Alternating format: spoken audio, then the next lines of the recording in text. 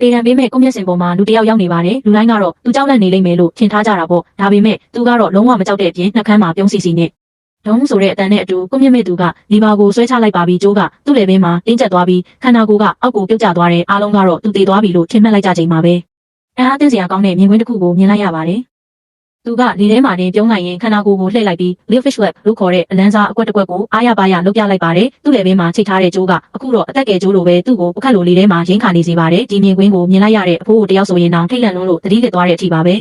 ဒါပေမဲ့ဒီအကွက်ကယူးကြောင်ကြောင်လုပ်ပြတာမဟုတ်ပါဘူးဒါဟာအသေးစိတ်စီစဉ်ထားတဲ့အာယုံလွှဲနည်းတစ်ခုပါရွာသူရွာသားတွေရောစောင့်ကြပ်နေတဲ့စစ်သားတွေပါအံ့အားသင့်ပြီးအာယုံလွတ်သွားတဲ့အဲ့ဒီခဏမှာပဲသူ့ရဲ့အပေါင်းပါတွေကရွာထဲကိုအလစ်ဝင်ပြီးရွှေတွေငွေတွေနဲ့တန်ဖိုးရှိတဲ့ပစ္စည်းမှန်သမျှကိုအကုန်သိမ်းပိုက်နေပါပြီရွာကမိန်းကလေးတွေရဲ့အာယုံဆိုင်မှုပါမကြမ်းသူတို့ယူသွားကြတာပါ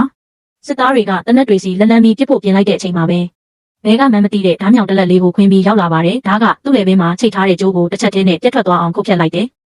သူကမြေပြင်ပေါ်ကိုကျွမ်းထိုးပြီးလှပစွာဆင်းသက်လိုက်ကသူ့အပေါင်းပါတွေစီပြေးသွားပါတယ်အဖွဲ့သားတွေကလည်းအတင်းဆောင်နေတဲ့ကြိုးကိုဆွဲလိုက်ပြီးသူ့ကိုအမြန်ဆုံးဆွဲခေါ်သွားကြတာဖုံတော်မထလိုက်ရခင်မှာပဲသူတို့ကိုင်းဟာလေထဲပြောက်ွယ်သွားပါတော့တယ်